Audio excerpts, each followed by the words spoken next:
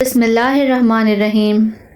ناظرین و سامعین، یہ واقعہ حضرت عیسیٰ علیہ السلام کے آسمان پر اٹھا لیے جانے کے تقریباً 250 سال بعد کا ہے۔ مسیحیت کو اس وقت خدا کے سچے دین کی حیثیت حاصل تھی اور کرۂ ارض پر اس کے ماننے والوں کی تعداد میں روز بروز اضافہ ہو رہا تھا، لیکن جیسا کہ ہر سچے دین کی خصوصیت ہے، اس کے ماننے والوں میں پہلے پہل نچلے اور غریب طبقے کے لوگ شامل ہوتے ہیں۔ حکمرانوں تک یہ روشنی بعد میں پہنچتی ہے، لہٰذا اس وقت بھی غربا اور کمزور لوگ اللہ کے دین کی طرف راغب ہو رہے تھے، جبکہ ان کے حاکم ابھی تک جہالت کے اندھیروں میں۔ یہ حاکم نہ صرف یہ کہ اللہ کے دین کو ماننے سے انکاری تھے، بلکہ وہ اپنی رعایا کو بھی اس طرف راغب ہونے سے روکتے تھے۔ جو لوگ اللہ کے دین میں داخل ہو جاتے، وہ اپنے حکمرانوں کے ظلم و ستم کا نشانہ بنتے۔ ایسا ہی ایک حکمران رومی بادشاہ دقیانوس تھا، جو چاہتا تھا کہ لوگ اللہ کے دین سے ہٹ کر دوبارہ بت پرستی شروع کر دیں۔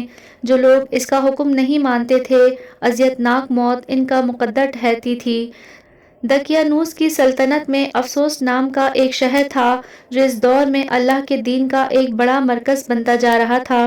جب دقیانوس کو اطلاع ملی کہ یہاں کے لوگ بت پرستی چھوڑ کر اللہ کے دین کا رخ کر رہے ہیں، تو ایک روز وہ خود اس شہر میں آ پہنچا اور یہاں کے لوگوں کو حکم دیا کہ وہ اللہ کی تعلیمات ترک کر دیں اور اپنے پرانے مذہب پر لوٹ آئیں۔ کمزور ایمان والے اس کی دھمکیوں سے گھبرا کر دوبارہ بت پرستی پر واپس آ گئے۔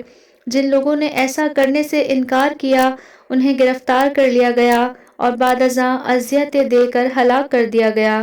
ان گرفتار ہونے والوں میں چند نوجوان بھی تھے جن کا تعلق اعلیٰ خاندانوں سے تھا۔ دقیانوس نے فوری طور پر انہیں ہلاک کرنا مناسب نہ سمجھا اور ان سے کہا کہ وہ اپنے اجداد کے دین پر واپس آ جائیں۔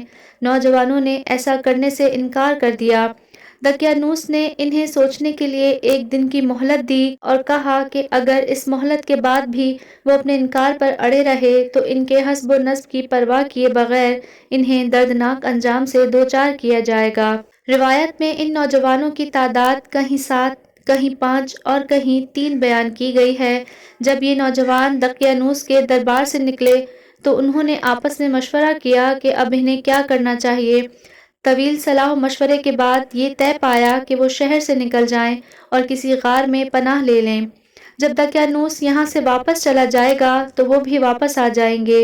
یہ سوچ کر وہ شہر سے باہر جانے والے راستے پر چل پڑے۔ راستے میں انہیں ایک صاحب ایمان چرواہا ملا۔ جب اس نے سنا کہ یہ لوگ دقیانوس کے ظلم سے بچنے کے لیے کسی غار میں پناہ لینے کا ارادہ رکھتے ہیں تو وہ بھی ان کے ساتھ ہو لیا۔ چرواہے کے ساتھ اس کا وفادار کتا بھی تھا۔ بعض روایت میں اس کتے کا نام قطمیر بتایا گیا ہے۔ شہر سے باہر کی پہاڑیوں میں وسیع و عریض غار موجود تھے۔ نوجوانوں نے کتے سمیت ان میں سے ایک غار میں پناہ حاصل کر لی۔ یہاں پہنچ کر دل کو سکون ہوا تو وہ عبادت الہی میں مشغول ہو گئے۔ اسی عالم میں اللہ کا حکم ہوا اور انہیں نیند آ گئی۔ سارے نوجوان غار میں ادھر ادھر لیٹ کر سو گئے اور ان کا کتا غار کے دہانے پر یوں دراز ہو گیا کہ اس کا منہ غار کے دہانے کی طرف تھا۔ پہلی نظر میں یوں معلوم ہوتا تھا جیسے وہ غار کی رکھوالی کر رہا ہو۔ اگلے روز دقیانوس نے پھر دربار لگایا اور نوجوانوں کو طلب کیا۔ پتہ چلا کہ وہ شہر سے غائب ہیں۔ اس پر اس نے نوجوانوں کے گھر والوں کو بلا کر ان کی بابت پوچھا۔ ان لوگوں نے کہا کہ وہ اپنے بچوں کے بارے میں نہیں جانتے کہ وہ کہاں گئے ہیں۔ دقیانوس نے انہیں تلاش کرنے کی کوشش کی مگر ناکام رہا۔ اللہ کے حکم سے وہ نوجوان اس غار میں سوئے رہے۔ دن گزرتے گئے۔ سال بھر بعد دقیانوس ایک جنگ میں مارا گیا۔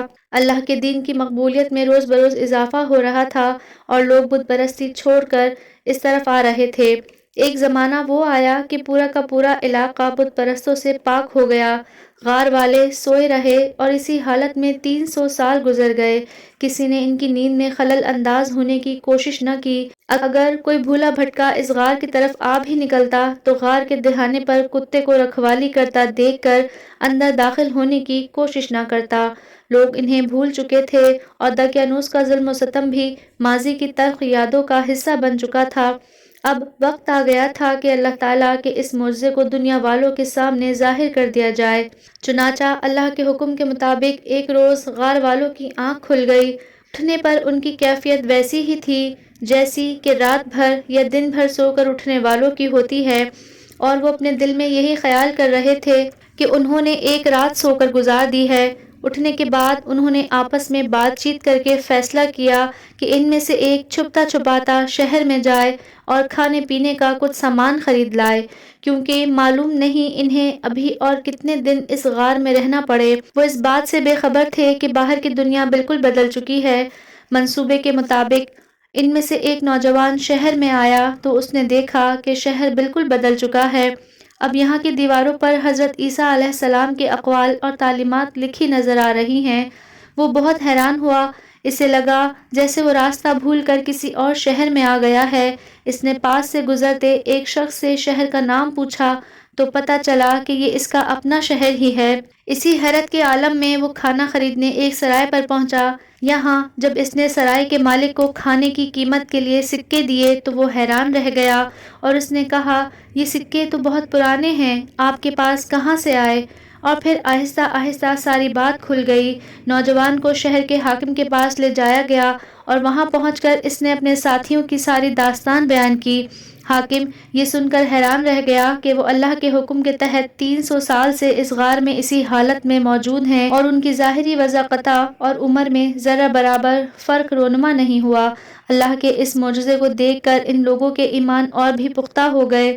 حاکم اپنے ساتھیوں کو لے کر ایک جلوس کی شکل میں غار تک گیا اور باقی نوجوانوں کو بھی ساتھ لے آیا۔ شہر والوں نے ان کی بڑی آؤ بھگت کی اور ان سے درخواست کی کہ اب وہ یہیں رہیں، لیکن نوجوانوں نے انکار کر دیا اور کہا کہ وہ اسی غار میں رہیں گے جہاں انہوں نے 300 سال گزارے ہیں۔